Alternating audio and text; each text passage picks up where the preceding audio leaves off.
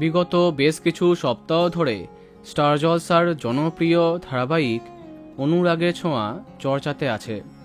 নতুন অধ্যায়ের খবর ছড়াতেই এক্সাইটেড হয়ে পড়ে অনেক দর্শক।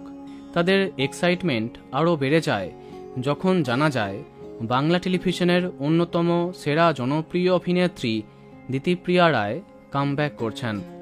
জানা যায় রূপা চরিত্রে থাকছেন সবার প্রিয় দিতিপ্রিয়া। অনেক বছর এগিয়ে যাচ্ছে অনুরাগের ছোঁয়া, বড় হচ্ছে সোনা এবং রূপা।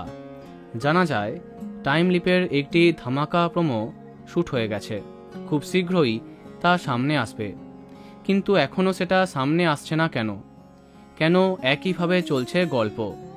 তাহলে কি টাইম লিপ আসবে না? অবশেষে জানা গেল আসল কারণটা।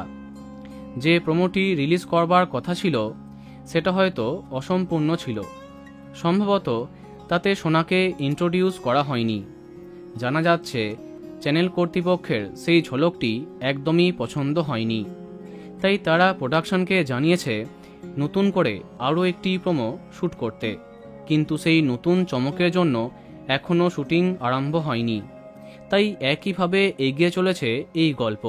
সেই প্রোমো বাতিল হবার কারণে এত দেরি হচ্ছে, এমনটাই জানা যাচ্ছে। তবে চিন্তার কিছু নেই, আজকাল করেই দ্বিতীয় প্রোমো শ্যুট সম্পূর্ণ হবে। বোঝাই যাচ্ছে ধারাবাহিকের নতুন অধ্যায়ের জন্য আমাদের আরও একটু অপেক্ষা করতেই হচ্ছে। তো বন্ধুরা, কে কে এক্সাইটেড কমেন্টে জানাতে পারো। আর এই রকমই আরও অনেক ভিডিও পেতে সাবস্ক্রাইব কারেন্ট বস। ধন্যবাদ।